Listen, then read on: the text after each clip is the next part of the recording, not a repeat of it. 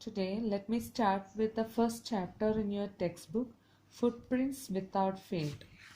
The name of the chapter is A Triumph of Surgery. It is a story of a dog, Tricky, a small dog. This story has been narrated by James Herriot, who is the author, who is actually a veterinary surgeon, who has written his experiences about different animals and their owners as he has met in his life. And he has explained it in a small different story.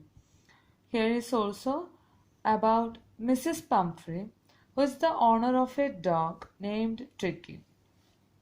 Tricky, the very fat dog, and how she pampered dog. Sometimes pampering is not in the right way to take care of the dog, and how the dog cured, that we will learn in this chapter.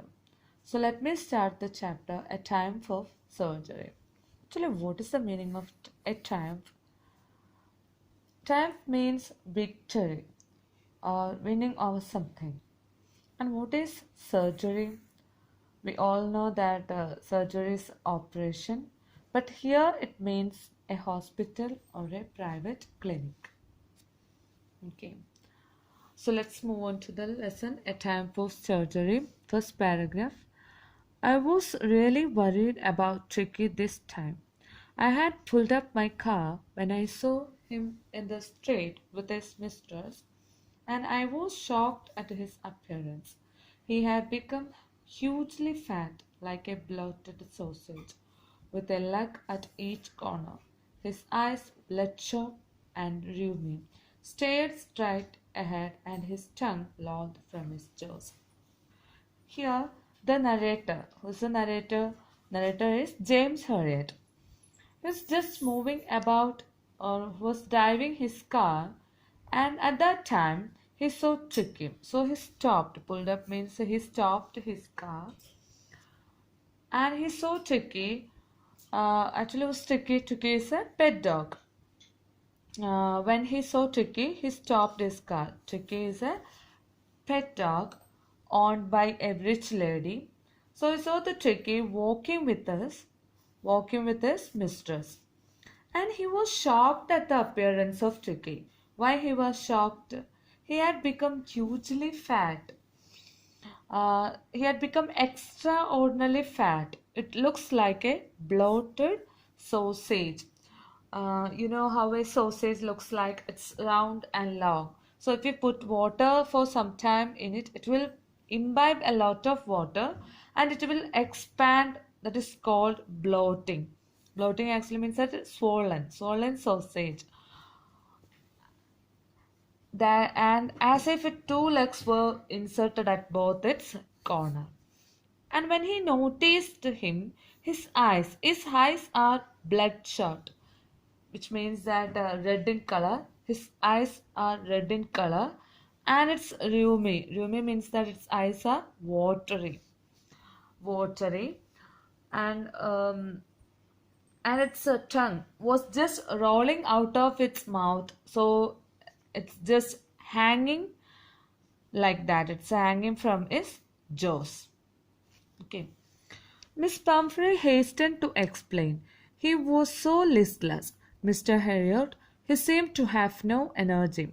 I thought he must be suffering from malnutrition, so I have been giving him some little extras between meals to build him up. Some malt and cod liver oil and a bowl of Horlicks at night to make him sleep. Nothing much really. Mrs. Pumphrey hurried. Hastened means hurried, and she wanted to explain something. What she explained, the dog was showing no interest at all. Listless means no interest at all. So she thought that the dog was suffering from malnutrition. Actually, what is malnutrition? That is not getting enough of nutritious food. So she thought to provide some little extras between his meals to build him up. To build him up means to give him strength. And what she had given malt and cold liver. What is malt? Grain soaked in water, and cod liver oil, and a bowl of Horlicks at nights to make him sleep. Okay, to make him sleep well. And did you cut down on the sweet things as I told you? Then after, when he heard this much from Mrs. Pumphrey, he reminded her by asking this: "Did you cut down the sweet things as I told you? I hope you stopped giving sweet things." "Oh, I did for a bit, but he seemed to be so weak and I had to relent. He does love cream cakes and chocolates, so I can't bear to refuse him." But what was her reply for his question, "Did you cut down on the sweet things as I told you?" She replied that she tried to stop for some time. But he was so weak at that time, so he had to agree with him, or he had to give the food. Relent means that agree with him. So she is telling the doctor how her dog liked cream cakes and chocolates. So she couldn't refuse to give him. She couldn't refuse to give him the chocolates and the cream cakes for him. Actually, Mr. Harriot prescribed her not to give sweet things to this little dog before. So he asked that question. Now she told that she couldn't refuse him the sweet things. I looked down again at the little dog. That was the trouble. Tricky's only fault was greed. He had never been known to refuse food. He would tackle a meal at any hour of the day or night. And I wondered about all the things Miss Pumphrey hadn't mentioned. After hearing this, he looked at the dog. He understood that what the trouble was.